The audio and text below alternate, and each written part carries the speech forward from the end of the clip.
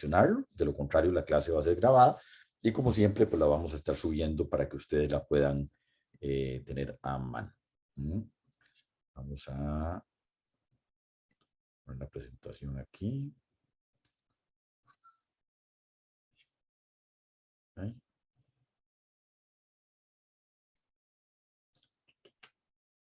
Voy, ya casi la pongo.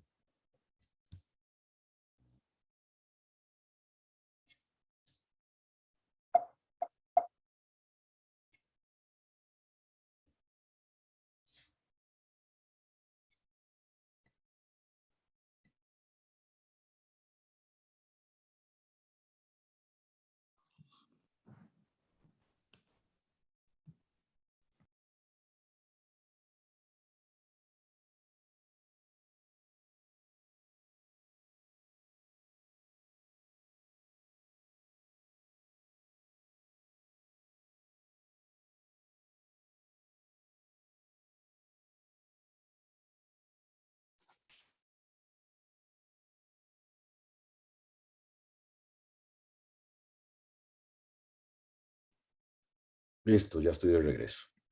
Muy bien. Entonces, hoy vamos a terminar con el ciclo de clases que me corresponden a mí y vamos a ver en esta sección del módulo que yo he manejado, vamos a ver lo correspondiente a lo que es el ciclo celular y cómo se controla el ciclo celular. Esa es un poco la idea. Y es una clase que nuevamente reúne un montón de conceptos que probablemente ustedes ya de cursos anteriores, pero algunos son importantes recapitularlos y otros van a ser de nuevo porque hacia el final de la clase le vamos a dar énfasis a la maquinaria bioquímica que es responsable de controlar, de manejar el ciclo celular. Pero antes de llegar a esa parte que es la más bioquímica, es importante que recapitulemos algunos conceptos. Y vean que esta diapositiva resume en gran medida el meollo del asunto, lo esencial en cuanto al ciclo celular. ¿Y qué es el ciclo celular? Bueno, es el proceso mediante el cual, a partir de una célula madre, Albert tiene teléfono. vamos a generar dos células hijas. Creo que hay algunos micrófonos. ¿Qué síntomas tenía? Y yo le digo, es que yo no sé, yo no estoy con ella. Me dice, ¿pero quién le dijo a usted? Voy a silenciar en este momento, nada personal, pero nada más para que podamos seguir con la clase. Igual, cualquiera que tenga una pregunta, en cualquier momento, por favor, me interrumpe, prende la cámara y lo podemos ver. Ok, seguimos. Entonces, les decía que el ciclo celular es un proceso bastante sencillo desde el punto de vista conceptual, porque es el proceso y los mecanismos moleculares y celulares involucrados, mediante los cuales, a partir de una célula madre, vamos a dar origen a dos células hijas. ¿Ok? Es eso.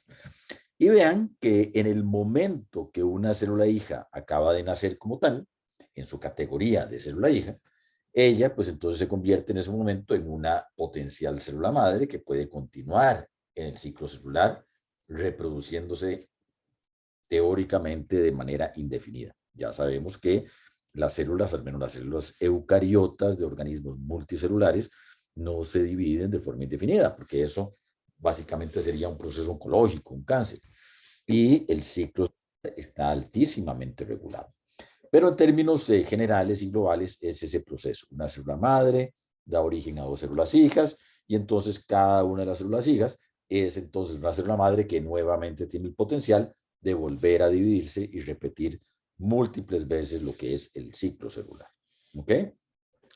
Ahora, cuando tenemos el proceso de ciclo celular, y va a ser un tema recurrente a lo largo de toda la clase, durante el ciclo celular hay dos eventos moleculares que son extremadamente importantes de controlar.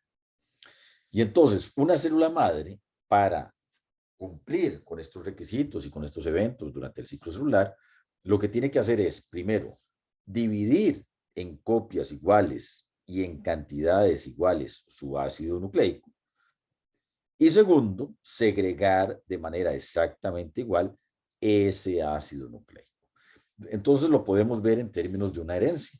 La célula madre quiere dejarle a sus hijas exactamente la misma cantidad de ácido nucleico y entonces para eso primero tiene que pasar por un proceso de duplicación de ese material genético.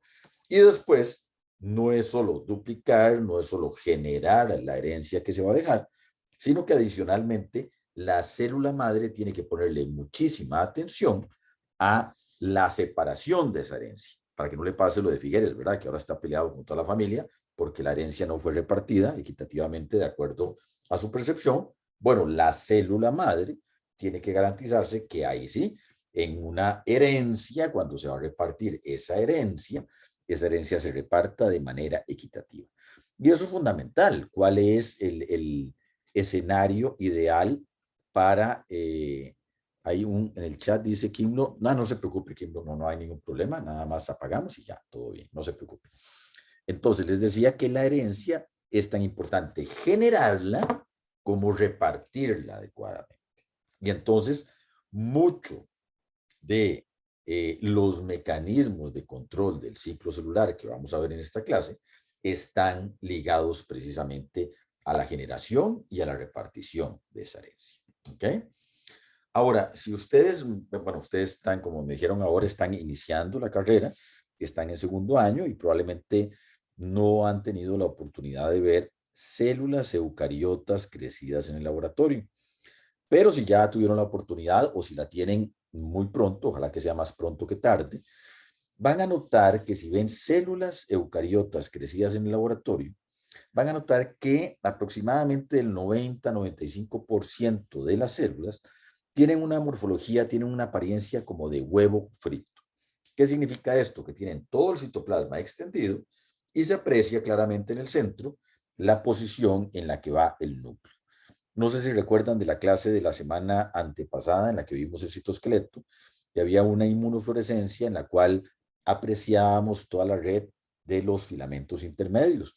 Bueno, se veía que la célula era bastante extendida y que en el centro había un espacio donde va el núcleo. Esa es la morfología del 90-95% de las células que ustedes se van a encontrar, como les digo, cuando uno crece células en cultivo celular. Bueno, resulta que el restante 5 o 10% van a ser células que se encuentran totalmente arredondadas y ligeramente desprendidas del sustrato. El 95% de las células que tienen la apariencia de huevo frito están firmemente ancladas a la matriz extracelular. Ese 5% de células que están arredondadas son células que han perdido un montón de adhesiones focales y el tipo de estructuras que les sirven para asociarse con la matriz extracelular. Entonces están ligeramente sueltas, ¿ok? De hecho, si usted agarra la botella en la que uno las crece y agita esa botella, esas células se desprenden y flotan. Bueno, resulta que esta primera diferenciación que estamos haciendo desde el punto de vista estrictamente morfológico, o sea, estamos hablando de la apariencia de la célula, ya nos habla de diferentes estadios del ciclo celular. Las células, el 95% de las células que están con el citoplasma extendidos y firmemente adheridas al sustrato, son células que se denominan en interfase. Por el contrario, las células que tienen ya una morfología arredondada y que están ligeramente disociadas de la matriz extracelular, son células que se encuentran en fase M o fase de mitosis. ¿Qué nos quiere decir esta primera descripción estrictamente morfológica? Bueno, que ya con el hecho de observar a las células, ya podemos tener alguna idea de en qué fase del ciclo celular se pueden encontrar. Vamos a ver en algunos minutos que la interfase realmente es la sumatoria de tres fases diferentes, ¿ok? Pero morfológicamente lo podemos distinguir de la que sí es una fase muy bien definida, que es la fase M o fase de mitosis.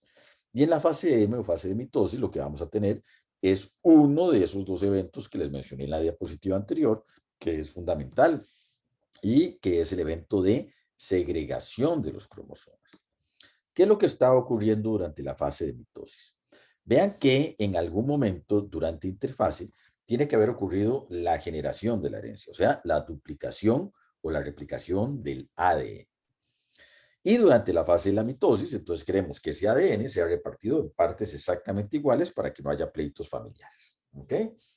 ¿Qué es lo que sucede? Entonces, la célula que ingresa a la fase M, viniendo de interfase, es una célula que ya tiene 2 copias de ADN, entonces tiene la herencia lista para poder repartir. Cuando ingresa a la fase de mitosis, va a pasar por esta serie de subfases que conforman la fase de mitosis, profase, prometafase, metafase, anafase, telofase, que son fases que ustedes ya han visto de cursos anteriores, probablemente en biología, tanto en la universidad como en el colegio. ¿Y qué es lo que sucede en términos generales y secuenciales en la fase de mitosis y en cada una de esas subfases?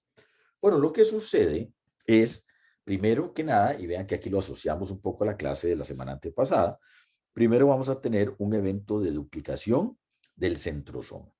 Y recordemos que el centrosoma era aquella estructura central localizada a la par del núcleo, a partir de la cual emanaba el citoesqueleto del tubo líquido. Entonces el centrosoma se divide y vea que se generan entonces 2 centrosomas porque se dividió, y cada uno de los centrosomas que se acaba de generar migran a los extremos de la todavía célula madre. ¿Ok? Entonces tenemos 2 centrosomas y vean cómo los microtúbulos están emanando en dirección hacia el centro de la célula, ¿verdad? Siguiendo un poco la dinámica que vimos hace 15 días de este crecimiento y crecimiento, crecimiento y decrecimiento. ¿Ok? Vean qué interesante porque la cromatina comienza a condensarse y en ese momento desaparece la membrana nuclear. Aquella membrana nuclear que era una doble bicapa lipídica, que tenía un soporte interno de lamininas nucleares, que son filamentos intermedios, que le daban soporte mecánico. Bueno, toda esa cobertura desaparece. Y el material genético se condensa y se condensa en forma de cromosomas. ¿Ok? Esos cromosomas que están apareados, porque ya están duplicados, ¿verdad? Las cromátides hermanas, se van a alinear en el ecuador de la célula y estando en el ecuador de la célula van a ser anclados por un lado y por el otro por los microtúbulos que en ese momento van a recibir el nombre del uso acromático. Entonces vean que el uso acromático, que es una estructura que probablemente ustedes habían oído en cursos pasados, pues el uso acromático no es ni más ni menos que un componente del citoesqueleto.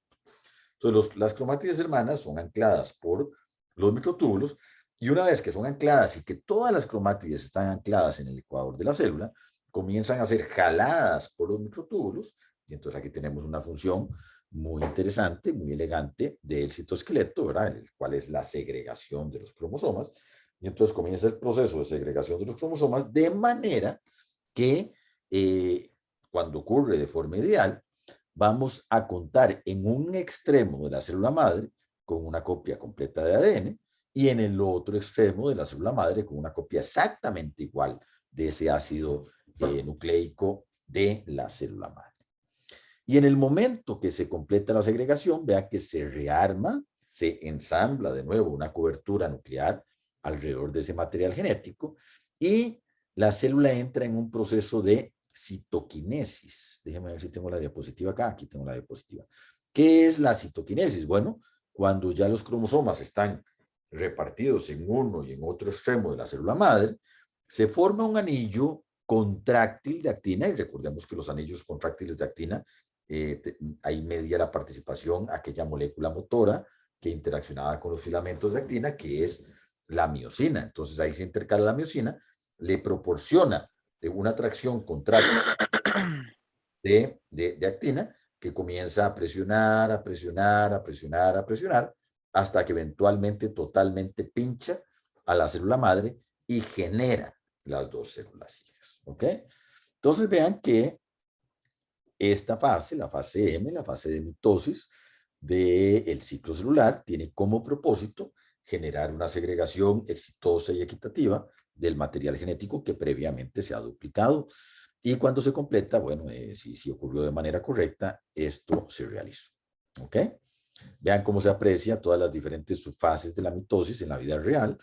Aquí tenemos células teñidas por inmunofluorescencia, en la cual se aprecian en verde nuevamente los microtúbulos, los microtúbulos, lo que eventualmente van a conformar el uso cromático, y en azul, teñido con una molécula que se llama DAPI, se tiñen los ácidos nucleicos. ¿Ok? Entonces vean, conforme se progresa en la mitosis, vean cómo hay una condensación de la cromatina. Aquí la cromatina está muy laxa y conforme avanzamos, la cromatina se va condensando. Y ya en prometafase apreciamos claramente los cromosomas ya con su conformación final a manera de gusanito, por ejemplo. ¿Ok? Vean cómo ya en profase tardía ya se aprecian los centrosomas, que son dos, que se segregaron y cómo comienza a organizarse todo el sistema de microtúbulos emanando de esos centrosomas.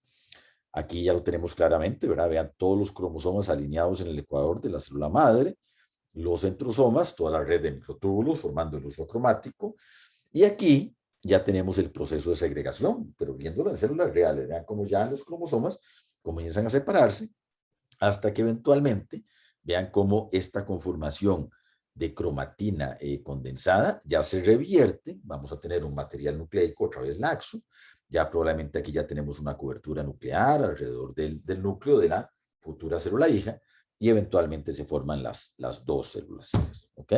Entonces, esta es una fase muy importante, repito, la fase M, la fase de mitosis, donde ocurre este proceso de segregación del material genético.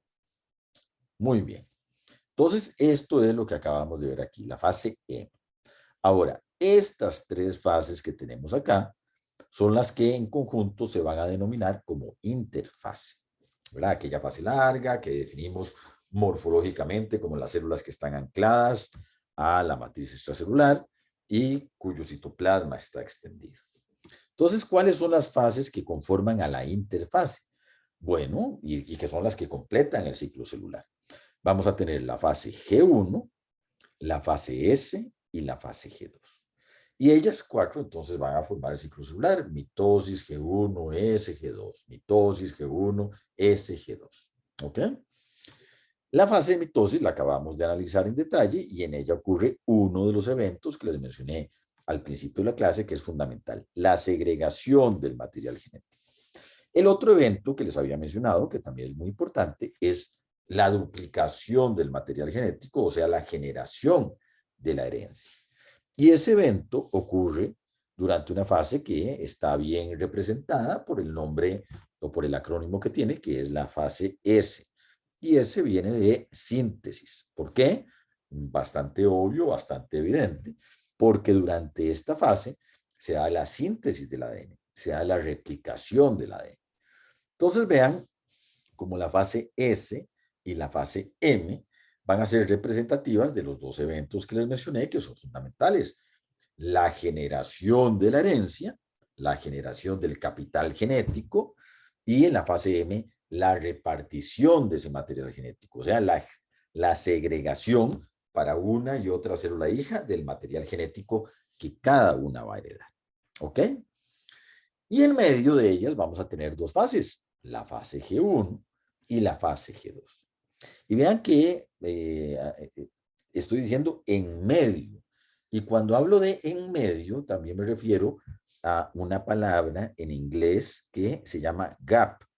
Gap significa espacio entre. ¿Ok?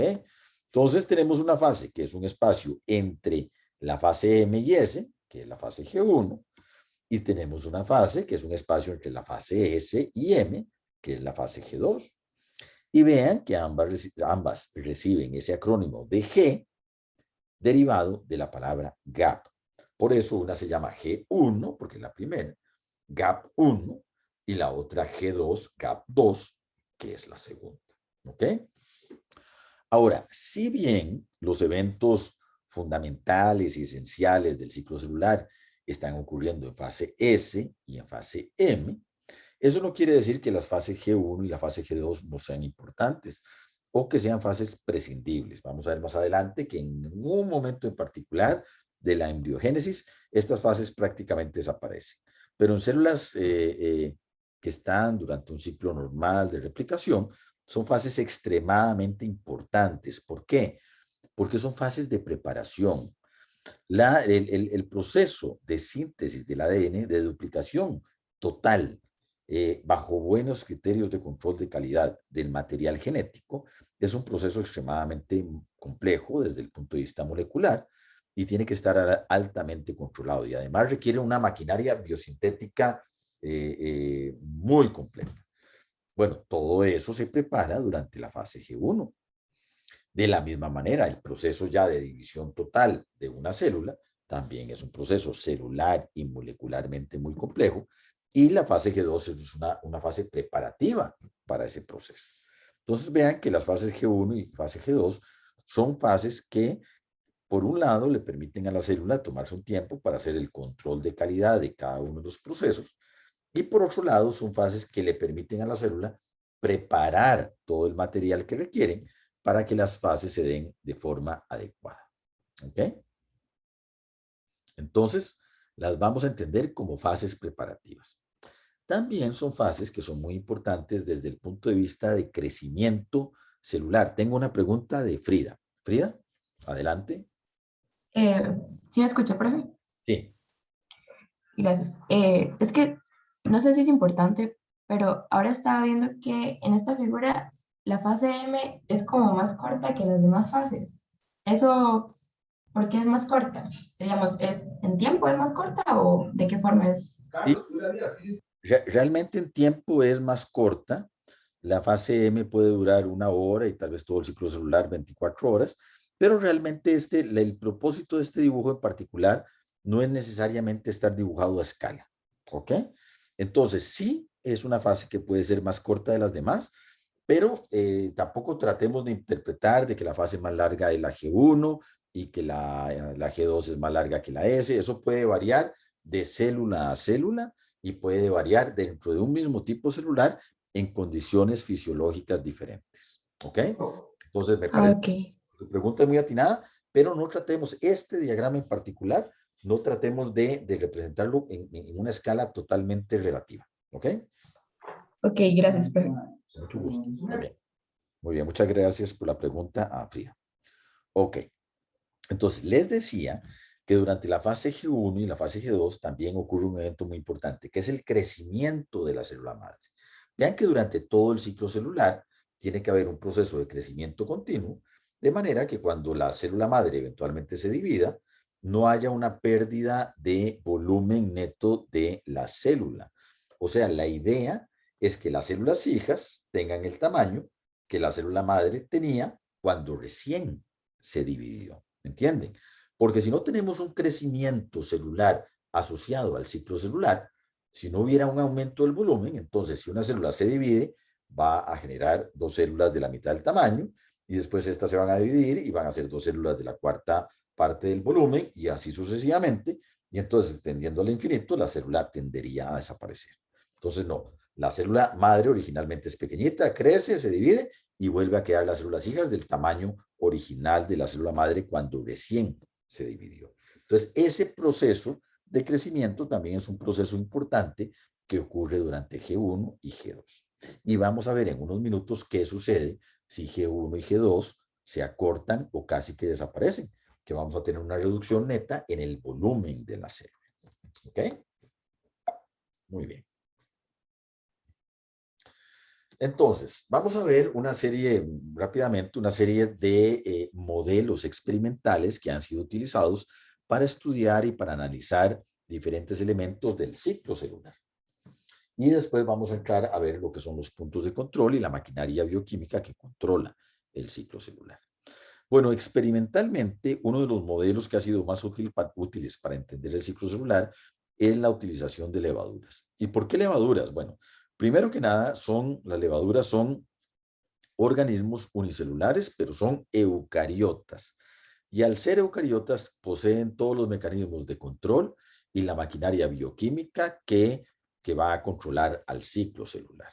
Entonces, desde ese punto de vista, una levadura tiene la misma maquinaria de control del ciclo celular que cualquiera de nosotros, que un perro, que un gato, que un chimpancé, que una planta, qué sé yo. Entonces, por ese lado, la maquinaria es la misma. Y por otro lado, son organismos que son fácilmente manipulables desde el punto de vista genético. Es mucho más fácil manipular genéticamente una levadura que una célula de un mamífero, por ejemplo. Es más fácil llegar, acceder, quitar un gen, introducirle un gen y ver qué cambios suceden en esa célula eucariota. Adicionalmente, tiene una ventaja muy importante, que es que tienen tiempos de generación extremadamente cortos. Y eso nos permite tener múltiples generaciones en el transcurso de 24 horas. o tener cientos de miles de millones de individuos en el transcurso de 24 horas. ¿Por qué? Porque sigue una multiplicación exponencial. Y entonces todas esas características han permitido que sean utilizadas como herramientas genéticas para buscar genes, valga la redundancia, que controlan el ciclo celular. ¿De qué manera han sido utilizadas estas células eucariotas? Bueno, se han utilizado mediante una estrategia que se basa en la generación de mutantes temperaturas sensibles. Mutantes temperaturas sensibles que nos permitan encontrar genes que son importantes para el ciclo celular. Voy a tratar de explicar esto, puede ser un concepto tal vez un tanto abstracto cuando se ve la primera vez, o tal vez lo conocen, no sé, pero voy a tratar de transmitirlo y si tienen alguna duda lo podemos recapitular lo que sea necesario. Ok. Si vamos a ver, una levadura puede tener 5,000 genes, digamos, por decir un número. Entonces hay 5,000 genes en una levadura. Y de repente uno quiere conocer de esos 5,000 genes, cuál gen controla un fenotipo en particular. ¿Cuál gen va a controlar una característica morfológica, física, fisiológica de la levadura? ¿Ok? Pongamos el ejemplo de que yo quiero encontrar de los 5,000 genes que tiene una levadura, yo quiero encontrar el gen responsable de que esa levadura tenga un color en particular. Asumamos que hay una levadura que es de color verde y a mí me interesa conocer los genes que controlan o determinan que la levadura sea verde. ¿Ok? Entonces, ¿cuál es la estrategia genética que se puede aplicar? Bueno, la estrategia que se puede utilizar es hacer una mutagénesis al azar, o sea, agarrar algún mecanismo físico o químico, o incluso genético, generar una colección de mutantes, atacar el ADN de esa célula eucariota en diferentes posiciones del cromosoma al azar, generar mutaciones y después buscar dentro de todas las mutantes que yo generé, encontrar alguna que haya perdido el fenotipo que a mí me interesa. ¿Entienden? Entonces yo tengo un montón de individuos de levaduras y los ataco con un agente mutagénico. Les agrego una sustancia que produce daño al ADN o las bombardeo con rayos ultravioleta que les produce daño al ADN o les introduzco un transposón que se meta al azar dentro del ADN, o sea, una mutación genética. ¿Ok? Entonces tengo un montón de individuos, los muto a todos y después me fijo de todos los mutantes que generé, cuál perdió el fenotipo que a mí me interesaba. Entonces, de todas las mutantes me van a interesar no las que tengan el color verde, me van a interesar aquellas que ya no sean verde, porque esas son probablemente las que tienen alguna mutación en un gen que determina que esa levadura sea de color verde. ¿Entienden? Entonces, genero mutantes y busco una pérdida del fenotipo. Una vez que localizo las mutantes que pierden el fenotipo que a mí me interesaba, ¿qué hago? Mapeo el cromosoma, veo la secuencia del cromosoma y veo en qué sitio el cromosoma está mutado. Y donde encuentro mutaciones en el cromosoma, probablemente encuentro el gen que codifica o determina que esa levadura sea verde. ¿Entienden? Entonces genero mutaciones al azar, ataco al ADN, genero mutantes y busco mutantes que hayan perdido el fenotipo. ¿Ok? Ahora, Johan Quesada levantó la mano. ¿Jovan o Hola, profe. Joan, Jovan? sí, una pregunta. Ya que usted dice que, o sea, se mapea el cromosoma de esa que ya está mutada, pero digamos que ahí lo estaría comparando, eh, ya habiendo mapeado el de la levadura sin mutación o algo así. O sea, comparándolo respecto a ese, si hay una mutación. Esa es lo que... Esa es una posibilidad. Ahora los métodos de secuenciación de nueva generación son bastante rápidos y bastante exhaustivos. Entonces uno podría agarrar a la levadura, conocer de previo el material genético, cómo es su constitución completa, y después las mutantes que usted quiere mapear, las secuencias completas, las compara y ve dónde hay diferencias. ¿Ok? Esa es una posibilidad. La otra posibilidad, que es la más utilizada y que es la más directa, es utilizar un método de mutación genético. ¿Qué es esto? Que usted le introduce a todas las levaduras, le introduce un transposón, que es una partícula de ADN que va a brincar y se va a intercalar en el ADN del organismo que usted quiere mutar. Entonces, ese transposón que se inserta en el ADN del microorganismo le permite a usted mapear de manera muy sencilla el sitio donde cayó. ¿Por qué? Porque donde usted tiene un fragmento de ADN con una secuencia conocida, usted puede diseñar imprimadores que le amplifiquen exactamente en qué zona cayó. Y así mapea usted exactamente cuáles genes usted eliminó. No sé si queda claro, Joan. Sí, profe, gracias. Ok, sí, porque ese mapeo es importante. O sea, ¿cómo detecto yo en qué sitio generé una mutación? Porque si no, no voy a identificar cuál gen muté. Solo voy a tener una mutante que tiene el defecto que yo andaba buscando. ¿Ok? Ahora, si yo quiero encontrar genes que controlan el ciclo celular, ¿cuál es el fenotipo que yo quiero perder? ¿Qué es el ciclo celular? El ciclo celular es proliferación. Entonces, si yo quiero buscar genes que controlan el ciclo celular, ¿verdad? Vean que si una célula está en el ciclo celular, está proliferando. Pero entonces yo tengo que alterar al azar el material genético y entonces buscar células que no proliferen. Y ahí entro en una contradicción, porque si no proliferan, yo no voy a poder tener suficientes organismos de ese individuo para poder hacer la caracterización que recién estábamos discutiendo con Joan.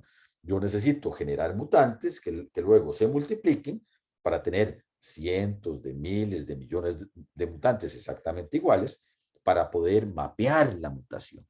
Entonces vean que aquí entramos en una paradoja. Yo genero mutantes esperando que no se multipliquen, pero si no se multiplican no las puedo detectar. Por eso, para este tipo de estudios se recurre a la generación de mutantes sensibles a la temperatura. ¿Y qué son estas mutantes? Bueno, estas mutantes son mutantes que lavamos, y ahí viene otra utilidad de las levaduras, que las levaduras tienen la posibilidad de crecer a 25 grados o pueden crecer a 37 grados.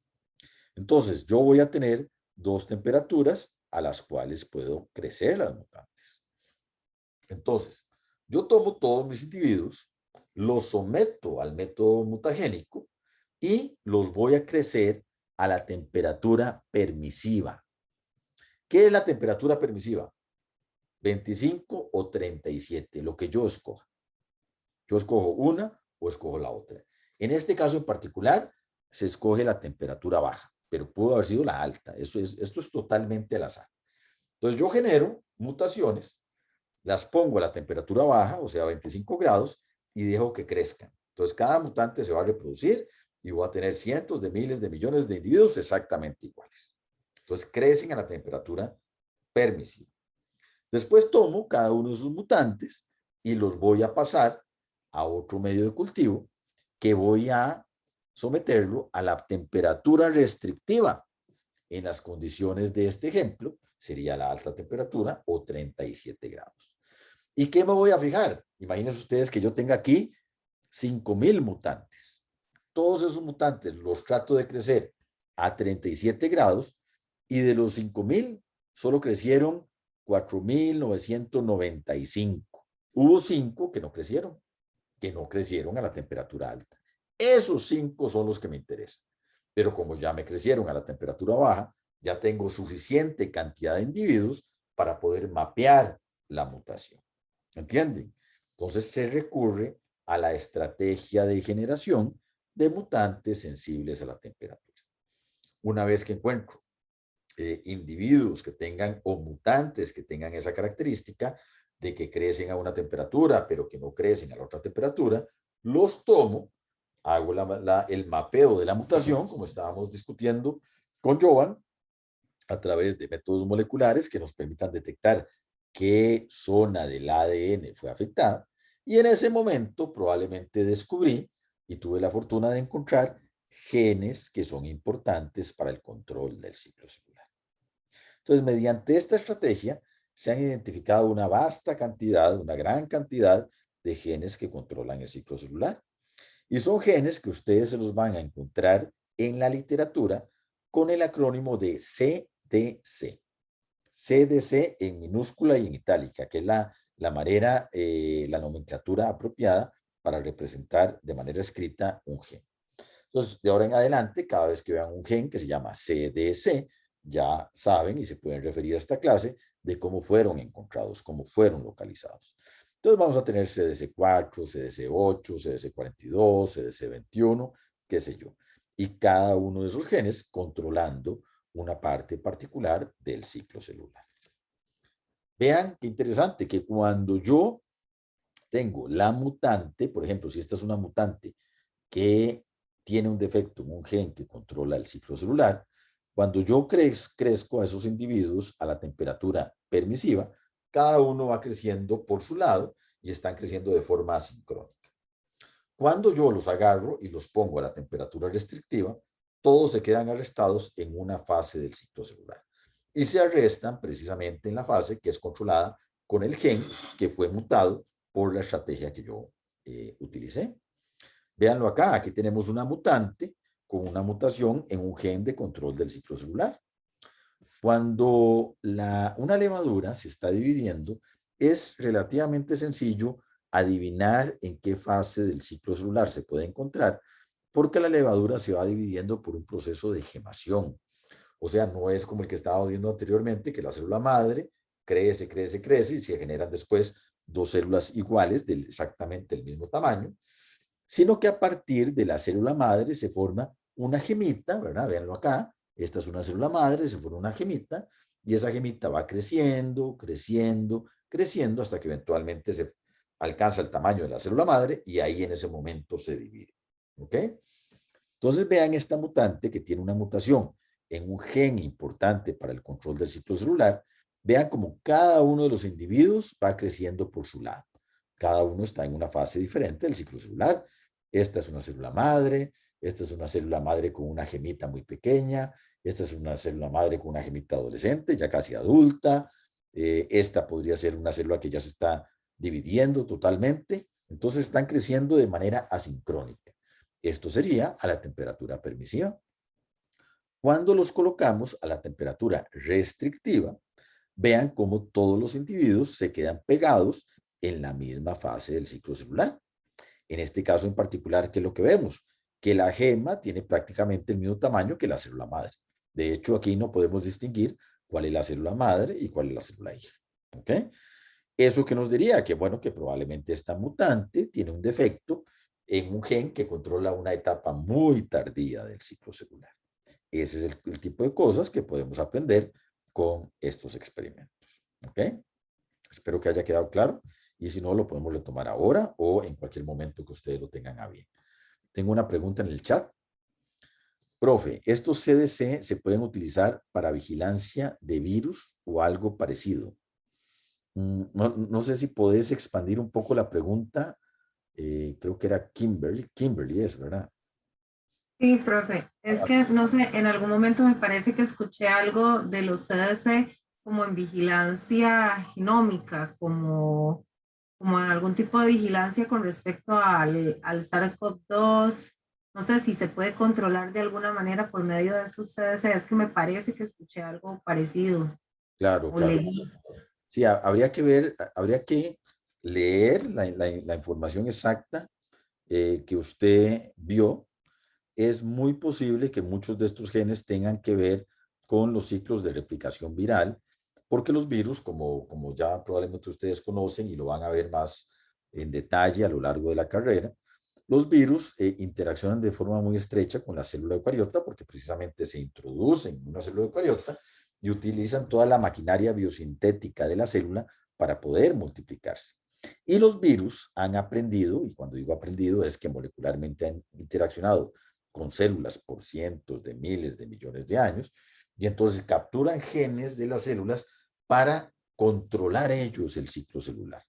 Puede que haya algo de eso en lo que Kimberly nos está mencionando, pero tal vez, Kimberly, lo que usted podría hacer es tratar de rastrear esta información, me la envía, y yo trato de ponerla en el contexto de esta clase y eventualmente le doy una respuesta, si le parece. De acuerdo, profe, muchas gracias. No, gracias a usted. Ok. Muy bien. Entonces, ese es uno de las estrategias. Vamos a ver. Sería más útil en vigilancia tumoral, dice Isaac. También en vigilancia tumoral, todo lo que son los CDCs son extremadamente importantes. Precisamente, muchos de estos genes son genes que controlan el ciclo celular. Y al controlar el ciclo celular, cuando tenemos algún defecto en uno de estos genes, son genes que obviamente aumentan la susceptibilidad para que se genere o se lleve a cabo un proceso tumoral en el cual tenemos una proliferación descontrolada. Entonces, claro, en procesos de vigilancia tumoral también son extremadamente importantes. Y ahí vamos a tener los oncogenes y vamos a tener los genes que van a actuar en contra de los oncogenes, ¿verdad? En la vigilancia tumoral, como bien nos apunta el compañero Isaac. Antes de proseguir con los métodos, ahora que me devolví a este diagrama, recordé que hubo un elemento que no les mencioné. Les mencioné estas 4 fases del ciclo celular, pero no les mencioné una quinta fase que ocurre en células que se salen del ciclo celular. O sea, una célula que se encuentra en alguna de estas fases es una célula que está proliferando. Pero hay células, y tenemos muchas células de nuestro organismo, y esto ocurre en organismos multicelulares eucariotas, que hay células que proliferan y hay células que no proliferan. Una célula que está en el ciclo celular es porque está proliferando. Pero hay células que se salen del ciclo celular, y aquí en G1, ustedes se pueden imaginar que sale una flechita, y entonces vamos a tener una célula en una fase que se llama G0. Y la célula que está en G0 es una célula que ya no está proliferando. ¿Qué células tenemos nosotros que están proliferando constantemente? Por ejemplo, las células basales en la piel, que constantemente están proliferando para que la piel se esté regenerando constantemente. Las células basales de los tejidos intestinales, esas están proliferando. Las células de los folículos pilosos, las células a nivel de médula ósea que están reconstituyendo constantemente nuestro sistema inmunológico. Son células que se encuentran en el ciclo celular. Pero también tenemos células que se salen del ciclo celular y están en G0, como las neuronas. Esas son células que han dejado de proliferar. Células oculares.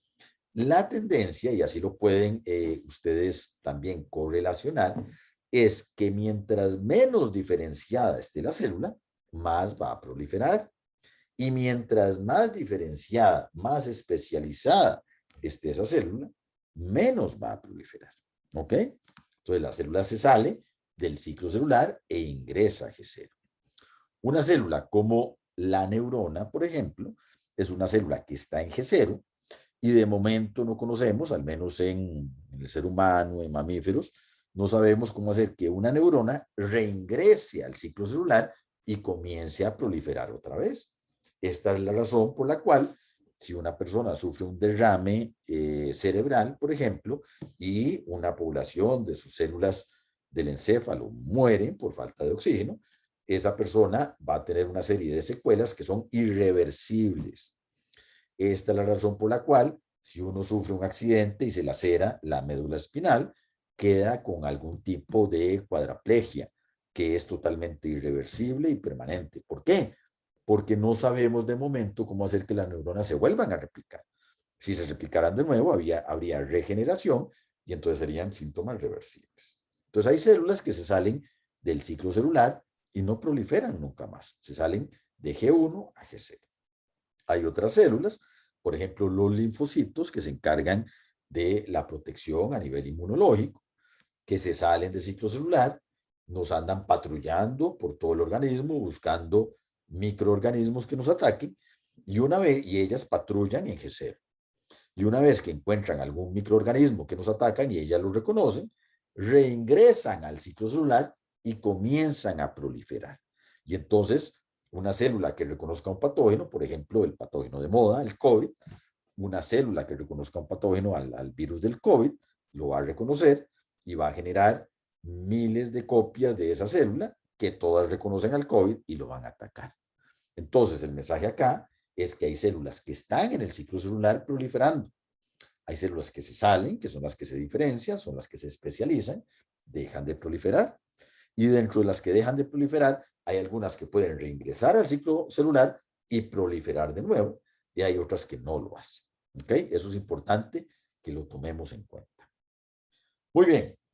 En cuanto a modelos, para entender el ciclo celular, entonces ya vimos el modelo genético.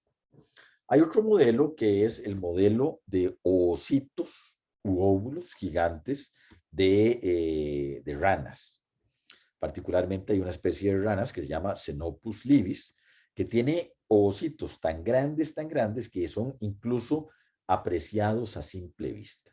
Y el hecho de que puedan ser apreciados a simple vista, pues trae un montón de ventajas, y también son muy susceptibles a ser manipulados en el laboratorio. Son células a las cuales les podemos hacer diferentes manipulaciones fisiológicas, celulares, moleculares. Incluso vean que se puede microinyectar el citoplasma y podemos ver cambios que ocurren en esas células. Vean, por ejemplo, de los experimentos importantes que se han aprendido con estas células, es el proceso de embriogénesis temprano.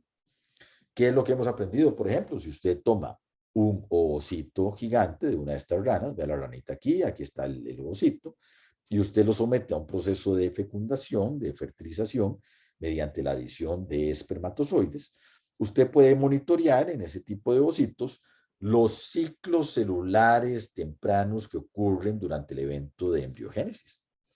¿Y qué es lo que hemos aprendido de esa embriogénesis temprana? Hemos aprendido, por ejemplo, que en esa embriogénesis temprana, la fase G1 y la fase G2 prácticamente desaparecen. Y vean lo que ocurre. Usted tiene el ovocito y en este caso sí nos vamos a imaginar que esto está dibujado a escala.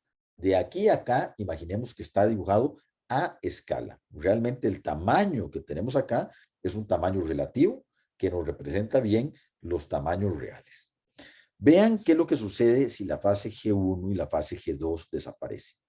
El ovocito, una vez que es fertilizado, comienza en una serie de ciclos celulares extremadamente rápidos. Nuevamente repito, G1 y G2 prácticamente desaparecen. Y entonces la célula fecundada se divide en 2, después se divide en 4, después se divide en 8 y así sucesivamente. Entonces, a través de una serie de ciclos celulares sucesivos muy rápidos y con fase G1 y G2 prácticamente inexistentes, lo que tenemos es al cabo de algunas horas que a partir de una célula generamos una gran cantidad de células. Entonces, ¿qué es el mensaje acá? Y qué es parte de los conceptos que se han aprendido con este modelo experimental en particular. Se ha aprendido que durante la embriogénesis temprana, el propósito es generar una gran cantidad de células. Y una vez que se generó esa gran cantidad de células, los ciclos celulares se van a pausar.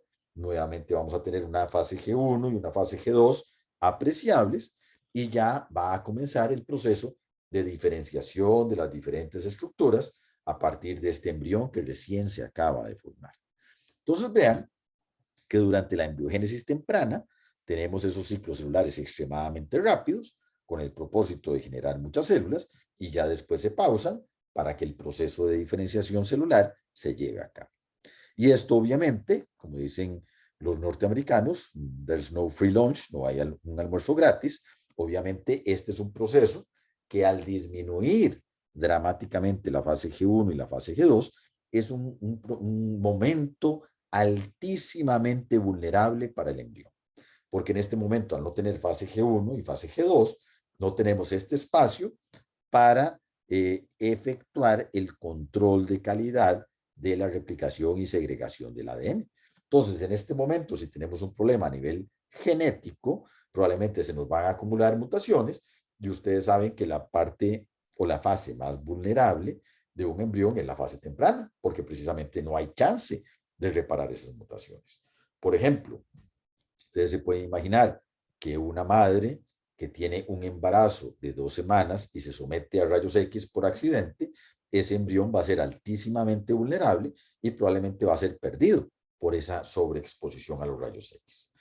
Si hay una madre que tiene 9 meses de embarazo y está a 1 o 2 días del parto, pues no es muy agradable ni recomendable que ese que esa madre se someta a una irradiación por rayos X, pero ese feto, ya pronto a ser un recién nacido, es mucho más resistente a los rayos X que lo que era 9 meses antes, cuando estaba en esta fase y no tenía el espacio protector de la fase G1 y la fase G2.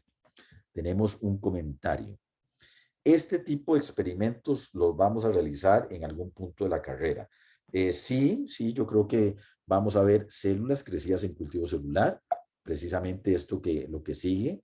Creo que de esta parte, lo que es crecimiento de células a nivel de cultivo celular, lo van a hacer abundantemente.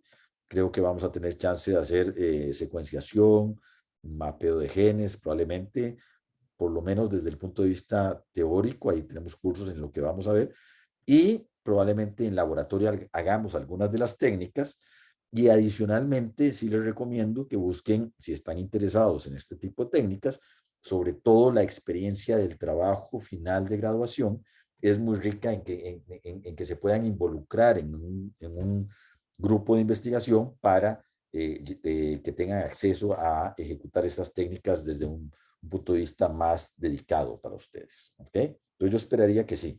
O sea, tal vez no van en laboratorios de docencia es muy difícil implementar este tipo de técnicas, pero a nivel de TFG yo creo que sí hay mucho chance de que lo hagan. ¿Ok? Entonces, si están interesados en conocerlas desde ahora, pues podría ser recomendable que se acerquen a grupos de investigación que las manejan. ¿Ok? Muy bien.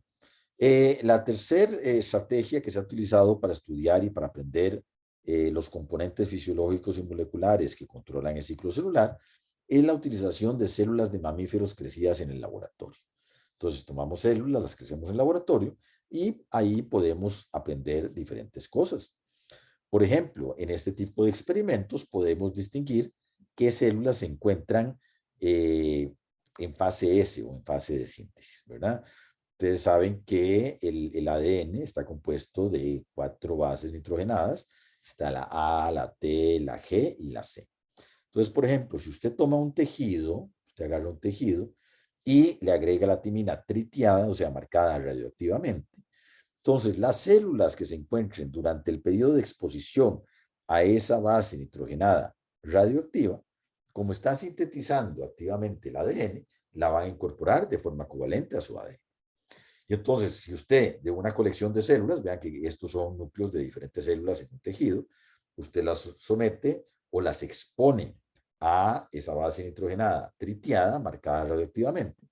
Solo la célula que se encontraba en fase S durante el periodo de exposición nos va a dar esta presentación. Esta presentación que vemos aquí es una serie de puntitos negros que se obtienen a partir de tomar esas células y exponerlas a una película de rayos X. La radioactividad va a pegar con la película fotográfica o la película de rayos X, va a producir una precipitación de la plata que está en la película y nos va a aparecer en la microfotografía, nos va a aparecer como una serie de puntitos negros. Entonces vean que tenemos acá 1, 2, 3, 4, 5, 6, 7, 8, 9 núcleos tenemos acá. Y de esos 9 núcleos, solo uno incorporó la timina tritiada durante la duración del experimento. Quiere decir que de esas 9 células, solo esta se encontraba en fase de síntesis durante la duración de ese experimento.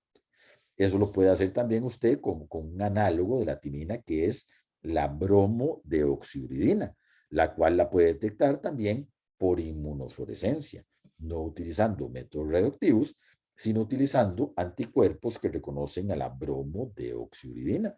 Vean acá, esta fotografía puede ser un poco confusa porque el citoplasma es como lila y el núcleo positivo por bromodeoxiuridina es como rosado. Vean como no todas las células se les aprecia el núcleo. Solo a algunas se les aprecia el núcleo y a las que se les aprecia es porque incorporaron a la bromodeoxiuridina durante el periodo de exposición del experimento y entonces eran células que en ese momento se encontraban en fase de síntesis. Entonces uno puede agarrar una población de células y mediante una estrategia como esta decir, bueno, esta población en ese momento está en fase de síntesis. O podemos ver la población completa y lo podemos hacer por citometría de flujo. No sé si conocen la técnica de citometría de flujo, pero se las puedo explicar. Es una técnica que utiliza aparatos extremadamente caros y complejos, pero el fundamento no es tan complejo. Si usted tiene una colección de células, imagínese que tiene usted 100.000 células en un tubo de ensayo, usted la mete en el citómetro de flujo, y el citómetro de flujo lo que hace es que toma ese montón de individuos y los va alineando a través de una serie de conductos hasta que logra el citómetro de flujo que pasen uno por un tubito muy delgado. Entonces vean que conceptualmente es muy sencillo. Toma un montón de individuos y los alinea para que vayan pasando en fila india, uno por uno. Y los hace pasar por ese tubo muy delgado, de manera que van a pasar por un canal en el cual va a haber un sistema de detección. Un sistema de detección en el cual vamos a tener de un lado un generador de luz, ¿verdad? Que emite un rayo de luz, y por otro lado vamos a tener un detector. Entonces aquí tenemos el detector y aquí el rayo de luz. Y entonces aquí vamos a tener una luz constante que vamos a estar emitiendo. Entonces usted se puede imaginar que si nada está pasando por aquí, entonces el rayo de luz va a incidir totalmente en el detector. Y el detector nos está diciendo, me está llegando la luz completa, nada está pasando. Pero si comienzan a pasar células, entonces las células empiezan a estorbar y ya en el momento que pasa una célula, el rayo de luz ya no puede incidir totalmente sobre el detector. Y entonces el detector dice, bueno, algo está pasando. ¿Ok? Muy sencillo. Entonces, alineo todas las células pasan de uno en uno, pasan por un sistema de detección y el sistema de detección nos puede decir dos cosas. Primero, cuenta. Entonces, cada vez que se interrumpe el paso de luz o hay alguna alteración, dice, hay un evento. Pasó una célula, pasó 2, 3, 4, 5, 6, 7, 20, 10.000, 20.000. Entonces, cuenta. Y lo segundo que nos puede decir, dependiendo del grado de alteración en el rayo de luz, nos puede dar información sobre fluorescencia, sobre tamaño, sobre granularidad de la célula, un montón de características diferentes de la célula. Entonces también nos da información sobre la célula que está pasando. ¿Entienden? Entonces es un aparato sencillo, aunque es muy costoso, pero el fundamento es sencillo. Entonces, mediante citometría de flujo, también podemos categorizar a las células. Tomamos una población de las células y les teñimos su ácido nucleico. ¿Cómo les teñimos el ácido nucleico? Bueno, hay una serie de fluorocromos, o sea, sustancias que son fluorescentes, que se intercalan entre las bases nitrogenadas del ADN y una vez que se intercalan emiten colores. Hay unas rojas, otras azules, otras verdes, qué sé yo. Entonces, si tomamos 100.000 células y le añadimos una de estas sustancias, le vamos a teñir el núcleo. Y resulta que no todas las células en una población van a tener la misma cantidad de ADN, sino que la cantidad de ADN va a variar. Va a haber células que tengan una sola copia de ADN, o sea, células que están en G1, por ejemplo, y entonces van a tener menos señal en el núcleo cuando lo teñimos. Van a haber células que están en G2 o en fase de mitosis que tienen dos copias de ADN, entonces van a tener una señal un poco mayor de ADN, van a tener dos copias. Y van a haber células en el medio que van a tener una señal intermedia. Me acaba de salir un mensaje de que la señal, de que el internet está inestable. No sé si me oyen bien. Por acá se quedó pausado un segundo y después volvió todo. Ok, pero conceptualmente me van siguiendo. O Y fue repito. solo un momento. Ok, bueno, sigo y si no se entiende algo me avisan, ¿ok? Entonces les decía que si yo agarro células que están cada una por su parte en el ciclo celular y les tiño el núcleo, entonces vamos a tener células con un núcleo pequeño, que son las células en fase G1, y voy a tener células con un núcleo grande, el doble de tamaño, que son células en fase G2 y en fase M, y voy a tener células en el medio que tienen 1.1 copias, 1.2, 1.5, 1.7, que son células en fase de síntesis. ¿Ok? Voy a estar ahí en el medio. Entonces, cuando yo paso las células por el citómetro de flujo, el citómetro de flujo me puede generar este gráfico. Vean que en el eje de las X tengo una indicación cuantitativa del tamaño relativo del núcleo o de la cantidad de ADN en las células. Y aquí en el eje de las Y tengo el número de células. Entonces voy a tener un primer pico, un pico muy grande, que corresponde a células en fase G1. Voy a tener un pico más pequeño que corresponde a células en fase G2 y en fase M. Y estas células intermedias son células que se encuentran en fase de síntesis. ¿Ok? Si esta población la someto a un proceso que induce muerte celular, por ejemplo, apoptosis, la apoptosis es conocida por ir acompañada de una degradación del ADN. Y entonces me puede salir un piquito aquí más pequeño, que son las células apoptóticas. Entonces, esta estrategia también ha sido muy útil para categorizar a las células eucariotas en diferentes fases del ciclo celular. Y esta es una de las técnicas que tal vez el compañero, creo que fue Jovan, podría aplicar una vez que encuentre un TFG o en algún grupo que le interese estudiar este tipo de cosas. Citometría de flujo la tenemos disponible tanto aquí en la facultad, en el CIET, que es el Centro de Investigación en Enfermedades Tropicales, y en el DC Lab, en el cual laboran varios colegas de la facultad, como Rodrigo Mora, Javier Mora, como Steve Quiroz, y son expertos en el manejo de citometría de flujo.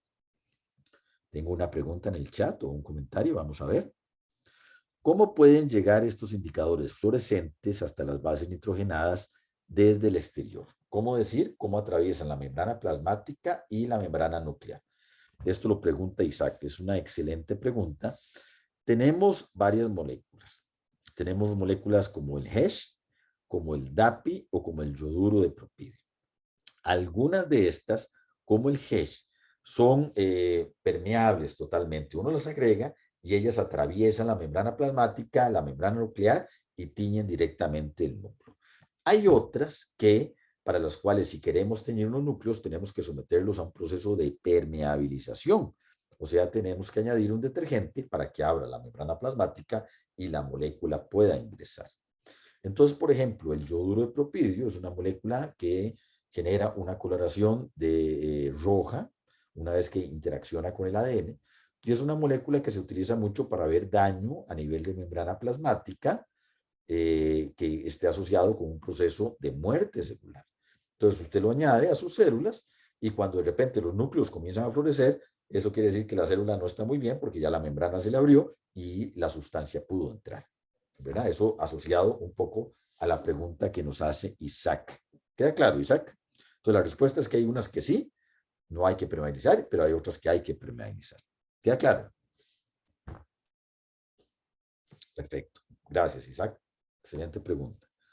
Muy bien, entonces vean que tenemos una gran cantidad de estrategias experimentales para estudiar el ciclo celular.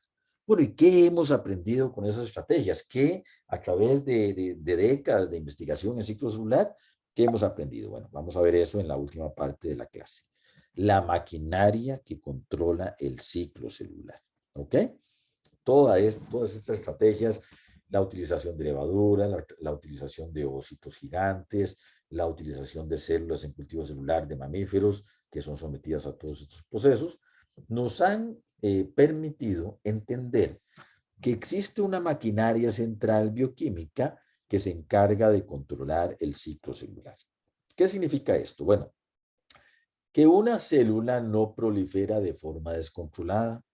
No es que una célula madre comienza a dividirse y da lugar a dos células hijas que a la vez se dividen y después se dividen y se dividen como se les da la gana en cualquier momento, lugar o circunstancia. No. El ciclo celular es un evento altísimamente controlado. ¿Y por qué? Bueno, porque ya lo mencionaron acá algunos compañeros, el control del ciclo celular está íntimamente ligado a los procesos tumorales, a los procesos oncogénicos. Y cuando usted pierde control del ciclo celular, usted entra en riesgo de que haya una proliferación descontrolada, que las células proliferen en el momento y en el lugar que lo tengan a bien, o sea, que se les dé la gana, y entonces obviamente va a tener usted un tumor o va a tener un cáncer. ¿Okay? Por eso el ciclo celular, sobre todo en organismos eucariotas multicelulares, está altísimamente controlado. ¿Y está controlado de qué manera? Vean las fases del ciclo celular que ya mencionamos. G1, S, G2, M. Vean que en el ciclo celular existen estos puntos de chequeo. Y básicamente vamos a tener 3 puntos de chequeo. Entrada a síntesis, o sea, entrada a fase S. Entrada a fase M. Y salida a fase M. Vean cómo los puntos de chequeo están íntimamente ligados a los dos eventos que desde el principio de la clase les dije que eran esenciales en el ciclo celular. La generación de la herencia, o sea, la duplicación del material genético, y la segregación de esa herencia, o sea, la repartición del material genético. Y vean cómo está más controlada la segregación, la repartición, que la generación de la herencia. Ambos están controlados, pero tenemos dos puntos de control en lo que es la segregación y un punto de control en lo que es la síntesis. ¿Qué son estos puntos de control?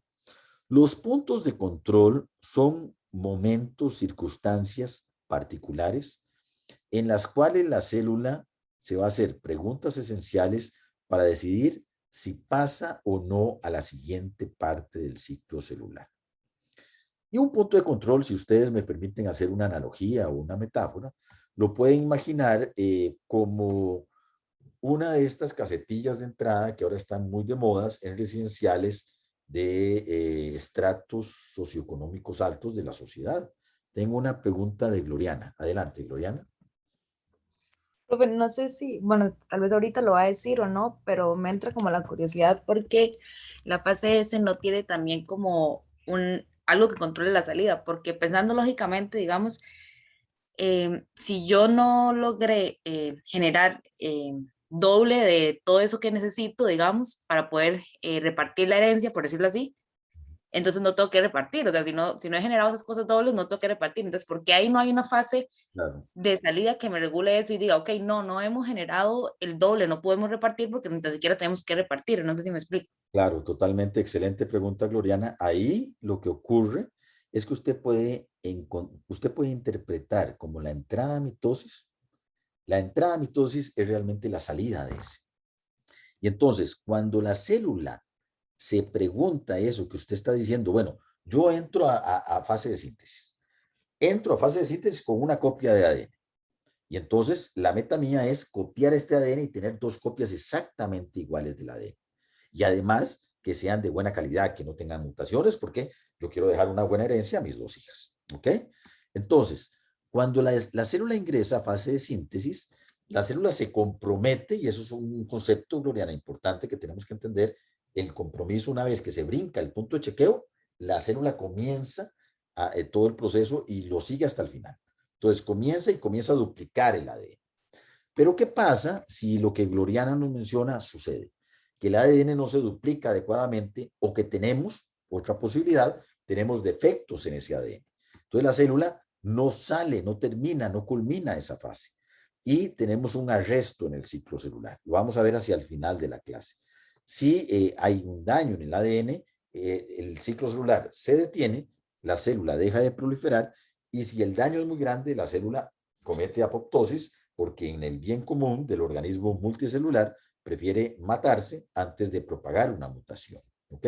Entonces yo podría interpretar de que de alguna manera la entrada M es una salida de ese, ¿verdad? No sé si usted está de acuerdo conmigo. Perfecto, profe, sí, me queda claro. Yo lo vería así, ¿verdad? Ok. Ok. Ahora, vamos a ver que en M es muy importante, en M es muy importante una entrada y una salida, porque la célula chequea, hace un doble chequeo. Aquí durante S y G2 la célula está constantemente controlando que el ADN sea suficiente y no solo suficiente, que no sea más tampoco. O sea, tan negativo es tener menos como tener más. Y eso lo vemos, por ejemplo, de las trisomías, ¿verdad? Las trisomías son altamente nocivas también. ¿Ok? Pero cuando vamos a tener la segregación, la célula se pregunta si ya tengo todo el material duplicado. Y ahí entro en la segregación. Pero una vez cuando voy a terminar la segregación, vea lo que se pregunta la célula. La célula pregunta, ok, ya tengo el material genético duplicado. Pero recuerden ustedes la mitosis, lo compleja que era. Y la mitosis va culminando cuando los cromosomas se alinean en el ecuador de la célula para que sean anclados por el cromosoma, por el uso cromático y sean segregados físicamente. En ese momento, vean qué esencial lo que se pregunta a la célula. ¿Están todos los cromosomas anclados al uso cromático? ¿Por qué? Porque no se sale de la mitosis, no se genera la segregación hasta que no estén todos los cromosomas. Cualquiera que falte, manda una señal negativa y dice, suave, no podemos salir de fase de mitosis todavía porque todos los cromosomas no están anclados. Por eso es tan importante ese doble chequeo. ¿Ok? Entonces, bueno, la pregunta que nos hizo Gloriana nos dio a pie para discutir la importancia de los puntos de chequeo y cómo funcionan y qué son los elementos que la célula se pregunta en cada uno de estos puntos de chequeo. Cuando la célula se va a reproducir, la célula se hace todas esas preguntas. Digamos, si hacemos la analogía, cuando el ser humano se va a reproducir en condiciones ideales, ¿verdad? Uno dice, bueno, ¿cuándo quiero reproducirme? ¿Cuándo quiero tener hijos? Bueno, cuando termine la carrera, cuando esté casado, cuando tenga la casa, cuando tenga el trabajo estable, qué sé yo, ¿verdad? Entonces, por eso es que la gente se pregunta tantas cosas y ya nadie tiene hijos, ¿verdad? Pero bueno, es una analogía. Una célula madre también se hace la pregunta, bueno, ¿cuándo me quiero reproducir? Cuando el ambiente está favorable, cuando recibo las señales que me dicen que tengo que sintetizar ADN, cuando ya tengo que segregar ese ADN, qué sé yo. Entonces, esa es la función del punto de chequeo. Y cuando la célula se brinca el punto de chequeo, se compromete a completar todo lo que viene hasta el siguiente punto de chequeo. De esa manera funciona. O sea que los puntos de control del ciclo celular ocurren a nivel de los puntos de chequeo. ¿Queda claro? Anteriormente, previo a la pregunta de Gloriana, les quería hacer la analogía de que estos puntos de chequeo son como una de estas casetillas que les permite ingresar a estos residenciales cerrados que están ahora un poco de moda, en los cuales cuando usted llega como visitante le piden la cédula, perdón, le sacan foto a su cédula, llaman a la casa donde usted va, le hacen escaneo de la retina, le hacen todo el escaneo biométrico y uno se siente un poco acongojado, ¿verdad? Porque, ¿verdad? No sé si me dejarán entrar o no. Ese es el punto de chequeo. Pero una vez que uno se brinca el punto de chequeo, lo tratan como un rey, le ponen 2 motorizados que lo llevan hasta la casa donde usted va y entonces ya completa usted la actividad que usted había planeado. Es algo análogo. Los puntos de chequeo son puntos de control muy importantes que la célula utiliza para que la célula decida si se compromete o no a la siguiente fase del ciclo celular. ¿Ok? Entonces, esta maquinaria bioquímica, molecular, celular, es la encargada de monitorear cada uno de estos puntos de chequeo. ¿Y cómo funciona y en qué consiste esa maquinaria? Bueno, el componente central de esa maquinaria está conformado por estas dos proteínas. Una ciclina y una quinasa dependiente de ciclina. Esos son los dos protagonistas importantísimos de esa maquinaria. Vean que la quinasa dependiente de ciclina es una proteína, es una enzima que, como su nombre lo dice y como ustedes conocen, es una proteína, es una enzima que fosforila. ¿Por qué? Porque una quinasa fosforila a otras proteínas. Entonces, tenemos una proteína que fosforila y que es dependiente de una ciclina. ¿Qué quiere decir esto? Que la actividad de quinasa solo se va a activar cuando la ciclina esté unida a la quinasa. Por eso tenemos una quinasa dependiente de ciclina y tenemos una ciclina. Esa es la conformación básica de la maquinaria que nos va a estar controlando el ciclo celular. ¿Ok? Ahora, ¿de qué manera funciona esto dentro del ciclo celular? Veámoslo acá. Esta que tenemos acá es la quinasa y como les digo y les recuerdo, la quinasa es una proteína que fosforila a otras proteínas. Entonces, durante el ciclo celular, vean por ejemplo, aquí tenemos la quinasa y durante la fase G1 comienza a sintetizarse en el citoplasma y a acumularse la ciclina de fase de síntesis. Entonces, la quinasa se une a la ciclina y en algún momento en particular todo el complejo se activa, la quinasa comienza a fosforilar a todos los sustratos, a todas las proteínas que tiene que fosforilar y esa fosforilación masiva de proteínas va a generar la señal para que la célula se brinque un punto de chequeo, para que salga de G1, ingrese a fase de síntesis y comience el proceso de duplicación del material genético. Entonces vean que en el momento que, primero, de previo, tiene que haber un proceso de unión de la quinasa con la ciclina, que es un requisito, aunque no es suficiente, para que la quinasa se active. En el momento que ya el complejo se activa y la quinasa actúa, vean qué interesante lo que sucede. La ciclina es rápidamente marcada por moléculas de ubiquitina y enviada al proteosoma, que el proteosoma es la maquinaria de degradación intracelular, localizada en el citoplasma. Entonces, en ese momento la ciclina desaparece y al desaparecer la ciclina, la quinasa pierde su actividad. Ya hizo lo que tenía que hacer, ya fosforiló a todos los sustratos que tenía que fosforilar y pierde su actividad. Entonces, la célula comienza con el proceso de síntesis del ADN, duplica el ADN y genera toda la herencia que luego va a repartir. Luego, cuando la célula tiene que ingresar a fase de mitosis, vea que la quinasa se asocia a una ciclina, pero en este caso es una ciclina diferente, la ciclina M. Y nuevamente, la unión de la quinasa con la ciclina M es necesaria, aunque no suficiente para su actividad, y en algún momento en particular se activa la quinasa. Y al activarse llega y fosforila todos los sustratos que son importantes para que la célula ingrese a fase de mitosis, y en ese momento, nuevamente la ciclina es ubiquitinada, enviada al proteosoma y degradada. Y al ser degradada, la quinasa pierde su actividad. Entonces, las ciclinas, que es este componente de esta maquinaria celular, las ciclinas reciben ese nombre porque sus niveles ciclan durante el ciclo celular. Vean que en la fase G1, los niveles de la ciclina S van aumentando, aumentan, y cuando la célula pasa de G1 a S, desaparecen abruptamente y no se vuelven a sintetizar hasta que la célula vuelva a G1. Entonces, su nivel sube y baja, sube y baja. Igual los niveles de la ciclina M. Son niveles que se aumentan y se van acumulando durante la fase G2 y de repente desaparecen abruptamente cuando la célula sale de mitosis. Entonces, por eso esas células reciben el nombre de ciclina, porque sus niveles ciclan durante las diferentes fases del ciclo celular. ¿Ok? Ahora vean que la interacción de la ciclina con la quinasa es importante para ciertos cambios conformacionales esenciales, pero, repito, no suficientes para el control de su actividad. ¿Qué significa esto? Que la quinasa unida con la ciclina no está totalmente lista para actuar. Hay otros puntos de control. Vean que la quinasa per se, ella es una quinasa, es una enzima que fosforila. Pero la quinasa, ella misma, es sustrato de fosforilación. Tiene 2 aminoácidos que pueden ser fosforilados, ¿ok? Y resulta que de esos 2 aminoácidos que pueden ser fosforilados, uno es un aminoácido que activa la actividad de la quinasa. Y aquí ya aparece un trabalenguas, ¿verdad? Entonces, si no me siguen, me avisan y me devuelven. Hay un aminoácido que cuando se fosforila es un aminoácido activador. Pero hay otro aminoácido que cuando se fosforila es un aminoácido inhibidor. ¿Qué quiere decir esto?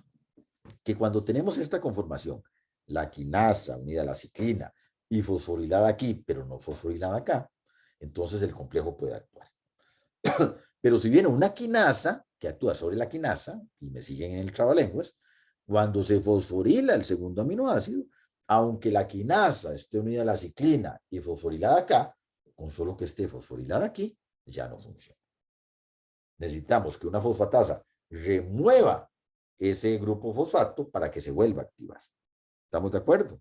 Entonces vean, la quinasa, que es la que fosforila, está regulada por la ciclina, está regulada por la fosforilación de este aminoácido y está fosforilada por la regulación de este otro, por la fosforilación de este otro aminoácido. Entonces, solo en este diagrama ya vemos 3 o 4 puntos de control. Ahora, puede ser que tengamos la quinasa fosforilada aquí, defosforilada acá, unida a la ciclina, lista para actuar, pero viene una proteína como esta y agarra todo el complejo y lo secuestra. Y le dice, no, usted está lista para actuar, pero yo no la voy a dejar actuar. Esta proteína, la P27, agarra todo el complejo y le inhibe su actividad. ¿Por qué tenemos tantos puntos de control? ¿Por qué la quinasa se tiene que unir a la ciclina? Tiene que estar fosforilada aquí, no fosforilada allá. ¿Y por qué tiene que estar libre de este secuestrador? ¿Por qué hay tantos puntos de control? Bueno, porque la proliferación no puede ser una proliferación descontrolada. Y precisamente toda esta maquinaria está altamente regulada, está altamente controlada a través de estas fosforilaciones, a través de los niveles de ciclina, a través de este tipo de moléculas, precisamente para no tener una proliferación descontrolada. ¿Queda claro? Vean que esto está tan controlado que en este tipo de experimentos podemos ver que la célula y el núcleo no pueden hacer literalmente lo que se les dé la gana. En estos experimentos lo que se hizo fue que se tomó células en diferentes fases del ciclo celular y se indujo químicamente su fusión. ¿Cómo puede fusionar unas células? Bueno, poniéndolas juntas en presencia de una molécula que disuelva levemente sus membranas y sus membranas se fusionan y entonces vamos a formar una célula híbrida. Mediante ese tipo de experimentos se vio que si usted fusionaba una célula en fase S con una célula en fase G1, o sea, una célula que solo tiene una copia del ADN, esa fusión, la presencia, la exposición de este núcleo que no se ha dividido a un ambiente que favorece la división, hace que ese núcleo se divida. ¿Ok? Vean que esa célula está en G1, no se ha dividido, y ese ADN, cuando entra en contacto con un citoplasma de una célula en fase de síntesis, se divide. No tiene ningún problema. Si usted genera la misma fusión entre una célula en fase de síntesis y una célula en fase G2, que ya tiene dos copias de ADN, ese núcleo, aunque sea expuesto a un ambiente que favorece la duplicación del ADN, no se divide. ¿Qué quiere decir eso? Que el mismo ADN tiene alguna memoria molecular que le dice, yo me dividí, no me puedo dividir más. ¿Por qué? Porque yo como célula madre no puedo generar más herencia de la necesaria. Nosotros los seres humanos sí, porque somos tagarotes y queremos dejarle más de la cuenta a nuestros hijos, ¿verdad? Pero la célula madre solo puede dejarle una y solo una copia de ADN a su célula hija, ¿verdad? Entonces vean que toda esta maquinaria del ciclo celular controla este tipo de cosas. ¿De qué manera se controla? ¿De qué manera se controla? Veámoslo acá. Vamos a terminar la clase con, vean que estas clases son un resumen, ¿verdad? De eventos que son extremadamente complejos y que dan para cursos y posgrados completos, ¿verdad? Entonces vamos a ver, terminar la clase con 3 ejemplos que ejemplifican, valga la redundancia, estos conceptos. Tengo una pregunta antes de continuar. ¿Qué pasaría si se fusionara una célula en G0, como una neurona, con una célula en ciclo celular? Bueno, depende de la célula, depende de la célula. Como les digo, una neurona, se han hecho múltiples intentos porque ingrese al ciclo celular y no se ha logrado, ¿verdad? Habrán otras que sí, ¿verdad? Entonces, depende del tipo de células. Hay unas que sí duplican el ADN y otras no. ¿Ok? Muchas gracias por la pregunta, Isaac. Excelente. Muy bien. Vean el tipo de cosas que suceden. Vean, aquí tenemos un diagrama que nos trata de ejemplificar lo que sucede al nivel del inicio de la replicación del ADN. Tenemos una célula que está en fase G1 y que va a ingresar a fase de síntesis. Y luego, obviamente, después progresa a fase G2 y fase de mitosis. Vean que el ADN es una molécula extremadamente grande que además está segregada en forma de cromosomas, o sea, físicamente el ADN no es un continuo, es una célula eucariota, sino que está por partes en cromosomas en el material genético. Y para duplicar todo el ADN de una célula eucariota, vean que es un proceso en el cual hay que copiar cientos de miles de bases nitrogenadas en un periodo relativamente corto, y entonces resulta que para que se inicie el proceso de duplicación de ese ADN, van a existir o vamos a tener múltiples orígenes de replicación de ese ADN. ¿Ok? El ADN entonces no se va a comenzar a replicar a partir de un solo sitio, sino que se va a comenzar a replicar a partir de diferentes sitios, diferentes orígenes de replicación. Entonces, ustedes se pueden imaginar este evento que está ocurriendo miles de veces a lo largo de todo el ADN de una célula eucariota. ¿Qué tenemos en los sitios que se conocen como el sitio de origen de la replicación? Bueno, tenemos los complejos de reconocimiento del origen. Tenemos este tipo de moléculas en ese sitio. A partir de este sitio es que se van a abrir las hebras del ADN, se va a intercalar la maquinaria, las polimerasas que duplican ese ADN y va a comenzar a sintetizarse el ADN. Vean que en este complejo lo que tenemos durante la fase G1 es que se acumula una proteína que se llama CDC6 y ya cuando vimos CDC ya entendemos de dónde se originó ese acrónimo, ¿verdad? Con la estrategia genética que vimos hace algunos minutos en la cual se utilizaban levaduras sensibles a la temperatura. Entonces, en ese sitio, en ese complejo, se acumula CDC6 y se asocia con ese complejo. También se producen otras proteínas que forman una especie de anillos que se llaman MCM, y esos anillos se ensamblan en el complejo. Y todo esto, todo este tipo de proteínas que se acumulan, se preparan, se sintetizan, se ensamblan durante G1, y recuerden que yo les dije, G1 es una fase de preparación. Aquí tenemos un ejemplo de las cosas que se preparan durante G1. Entonces, todo este tipo de ensamblaje forma lo que se conoce como el complejo prereplicativo. Todavía no tenemos ningún proceso de síntesis de ADN, porque todavía estamos en G1, no estamos en fase de síntesis. ¿Ok? Pero vimos anteriormente que durante G1 se acumula la ciclina, se acumula, se asocia con la quinasa y en algún momento se activa la quinasa.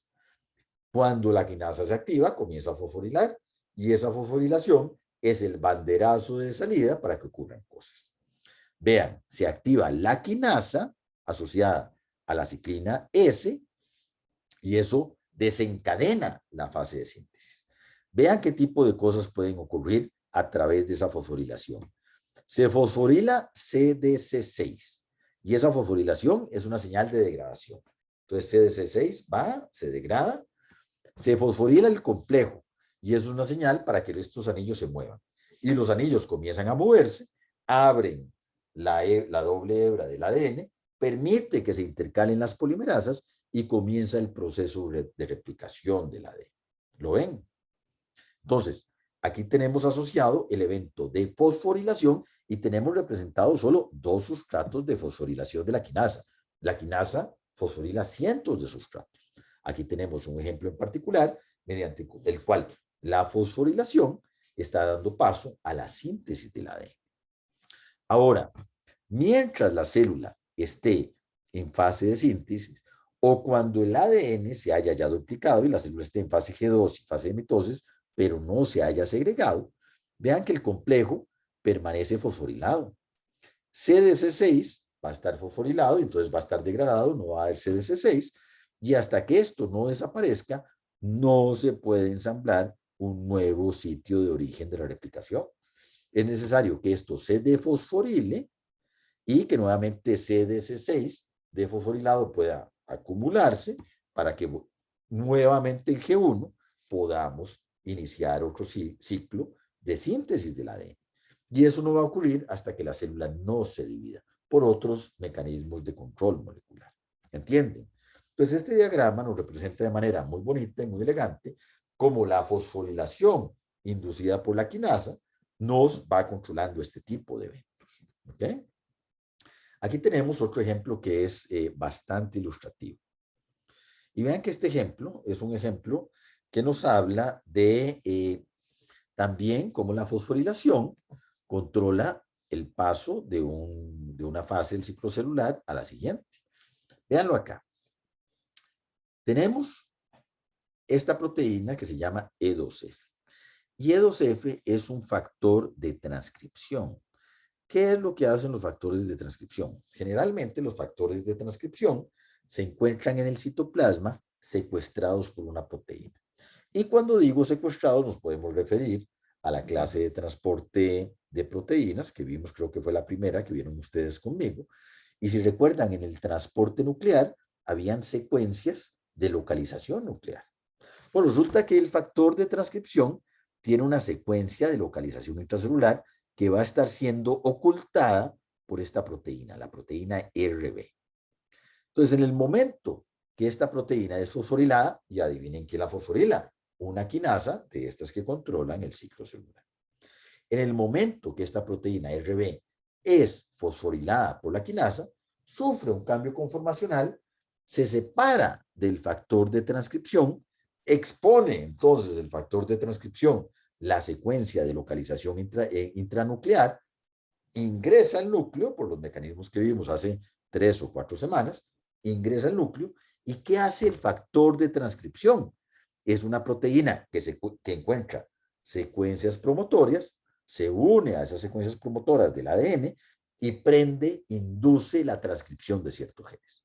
Por eso se llama factor de transcripción. Entonces, en respuesta a la activación de esta quinasa, el factor de transcripción se va a asociar y va a prender ciertos genes. ¿Qué genes prende este factor de transcripción en particular? El E2F. Prende genes que son importantes para la fase de síntesis. Entonces, en respuesta a la activación de esta quinasa, vamos a prender o vamos a inducir la expresión de genes y por lo tanto de proteínas que son importantes para el proceso de síntesis del ADN. ¿Lo ven? ¿Por qué esta proteína se llama RB? Bueno, recibe ese nombre de uno de estos ejemplos tristes, pero muy ilustrativos que nos da la naturaleza, porque es una proteína que está mutada en un proceso oncogénico, y es un proceso oncogénico que se llama retinoblastoma. Por eso el acrónimo de la proteína es RB.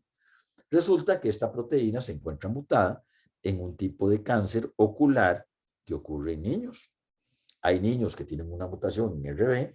RB no funciona adecuadamente, no secuestra adecuadamente a este factor de transcripción, y en esos niños el E2F está permanente activo porque la RB no funciona, constantemente va a interactuar con genes que inducen la fase de síntesis y obviamente vamos a tener un estímulo proliferativo.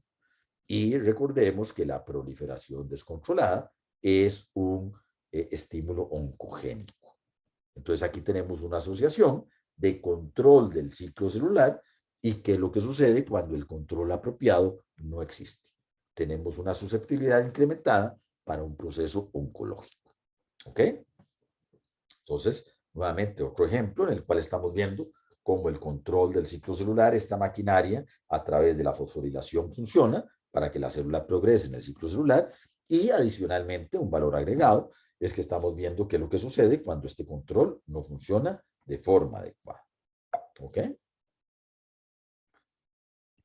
Finalmente, el último ejemplo que les quería traer es de otra proteína muy importante desde el punto de vista de control oncogénico, que es la proteína P53. ¿Ok? Y la P53 creo que es una proteína que van a oír ustedes mucho a lo largo de la carrera porque participa a múltiples niveles en procesos de control de cáncer, de control de tumores. Y es una proteína cuyas mutaciones están íntimamente asociadas a los procesos oncogénicos. Aproximadamente el 50% de cualquier tipo de cáncer está asociado a algún tipo de mutación en P53. ¿Ok? Es importante tomar en cuenta que un proceso oncogénico no ocurre por una única mutación, sino por la acumulación de muchas mutaciones, pero una de las que es bastante frecuente es la mutación a nivel de P53. ¿Ok? Que P53 tiene múltiples papeles, pero vamos a ver uno aquí en particular que está ligado al control del ciclo celular. Vean que creo que fue Gloriana que nos hizo una pregunta sobre la salida de fase de síntesis y ella se preguntaba o nos planteaba la inquietud de qué sucede si hay daño al ADN. Bueno, aquí estamos viendo qué sucede cuando hay daño al ADN. Entonces, si tenemos daño al ADN, por ejemplo, en forma de exposición a rayos X o a una sustancia química mutagénica o a un elemento genético mutagénico, cualquier tipo de insulto que dañe el ADN, obviamente la célula tiene que tener mecanismos para detectarlo y para responder adecuadamente, para tratar de reparar ese ADN o para tomar medidas más drásticas para que ese daño al ADN no se reparta entre células hijas. ¿Ok? Entonces, cuando hay un daño al ADN, hay toda una maquinaria intracelular, intranuclear que detecta ese daño y genera una serie de focos alrededor del daño del ADN y desencadena un mecanismo de transducción de la señal interna. ¿Ok? Entonces se desencadena una cascada que detecta ese daño y esa cascada culmina con la fosforilación de esta proteína citoplasmática que se llama P53. Entonces P53 se encuentra normalmente en el citoplasma, nuevamente asociada a una proteína que le oculta una señal de localización intracelular. Cuando el ADN sufre un daño, a través de este mecanismo molecular, este mecanismo culmina en la fosforilación de P53. P53 se fosforila y esa fosforilación hace que esta proteína que normalmente en el citoplasma está obstruyendo la señal de localización intracelular, hace que esa proteína se disocie, la señal de localización intranuclear se expone y entonces P53 se trasloca al núcleo. ¿Por qué? Porque se expuso una señal de localización intranuclear. ¿Y qué es P53? Bueno, P53 no es ni más ni menos que otro factor de transcripción que controla otro tipo de genes. Y uno de los genes que controla es este gen P21, que produce el transcripto de la proteína P21, que a la vez permite la traducción de la proteína P21. Entonces, en respuesta a un daño al ADN, vamos a tener un aumento en la expresión de esta proteína P21. ¿Y qué hace esa proteína P21? Ya la vimos anteriormente. Agarra todo el complejo que regula y que promueve la proliferación de la célula y lo secuestra.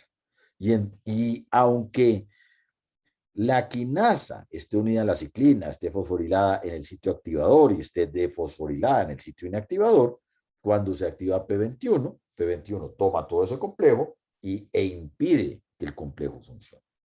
Entonces, en respuesta a un daño al ADN, P53 está activando un freno de mano que detiene el ciclo celular. ¿Y por qué detiene el ciclo celular? Porque a través de este mecanismo, la célula está diciendo, tengo un daño en el ADN, no puedo proliferar hasta que ese daño no sea reparado. Entonces voy a dejar de proliferar. No quiero tener ninguna célula hija que acarree un daño en el ADN. Voy a dejar de proliferar. P53 me ayuda a eso. Entonces dejo de proliferar con la esperanza de ¿qué? De que la maquinaria de reparación del ADN venga y haga su magia, repare el ADN y entonces la célula pueda proseguir su proliferación.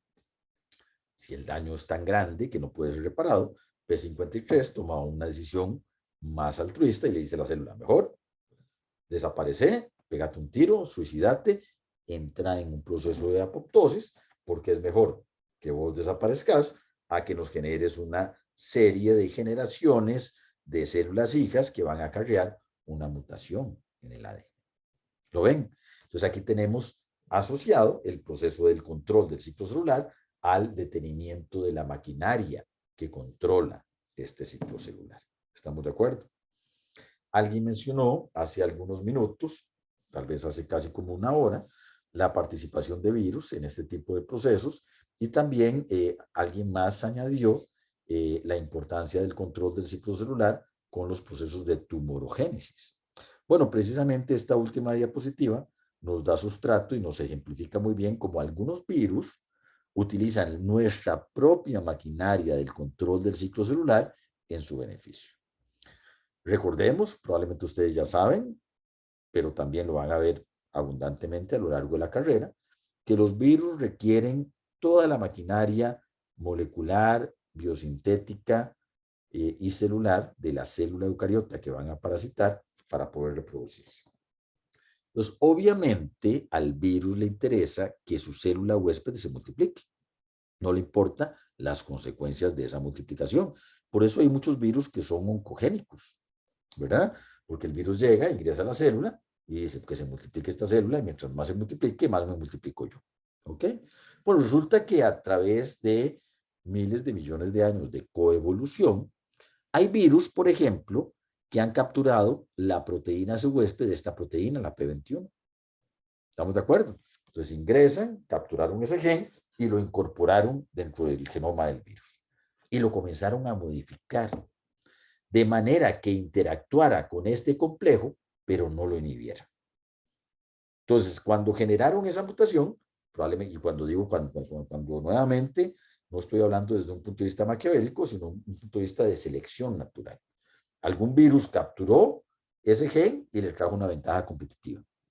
Otro virus lo mutó para que no fuera funcional, pero interaccionara con el complejo y le trajo otra ventaja evolutiva. Entonces hay virus que capturaron este gen, lo modificaron de manera que interaccionara con el complejo, pero que no inactivara el complejo. Entonces, claro, cuando ese virus ingresa a una nueva célula, empieza a producir esta proteína, pero la proteína de origen viral, que interacciona con el complejo, compite con la proteína eucariota, que si lo inhibe, la desplaza porque se produce mucha proteína viral, y entonces al competir, no permite que este complejo sea inactivado por este mecanismo.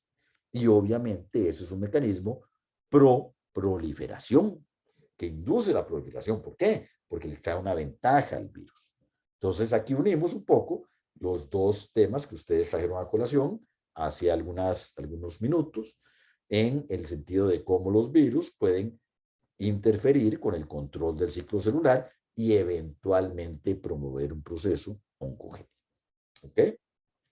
Bueno, en este momento tenemos las 6:44, ya me pasé un poco, pero creo que es suficiente para cubrir la materia que quería compartir con ustedes con respecto al ciclo celular. No sé si tienen alguna pregunta sobre esto.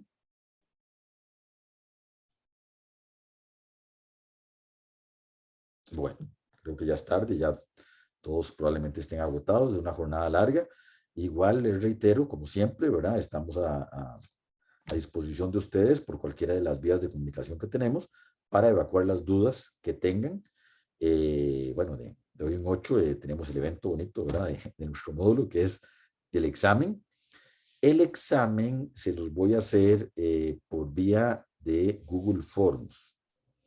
¿Qué significa esto? Bueno, voy a hacer un examen que probablemente sea de selección única, unas 30 o 40 preguntas con 4 opciones cada pregunta, de las cuales solo una va a ser correcta. El link del examen se los voy a enviar más o menos como a las 4:50 del próximo miércoles. Y se los voy a enviar por correo electrónico y se los voy a enviar por el grupo de WhatsApp. Entonces, vamos a tener una redundancia de rutas por las cuales les va a llegar el link del examen. Adicionalmente, vamos a tener una sesión abierta de Zoom a la cual ustedes se tienen que conectar porque tenemos que cumplir con la formalidad de vernos para el examen. Tengo una pregunta de Joan. A ver, Joan.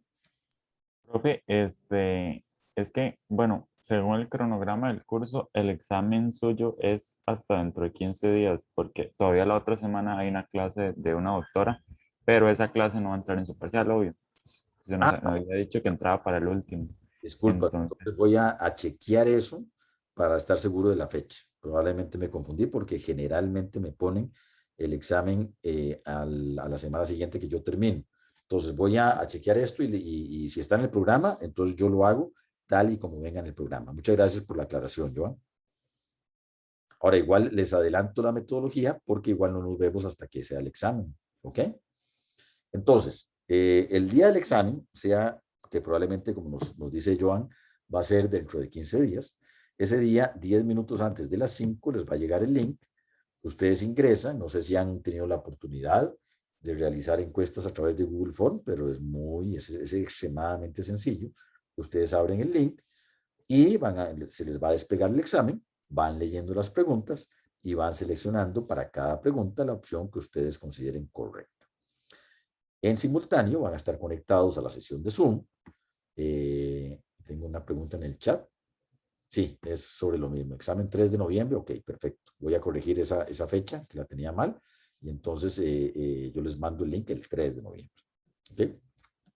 Entonces abren el examen, lo van resolviendo a la velocidad que ustedes consideren conveniente.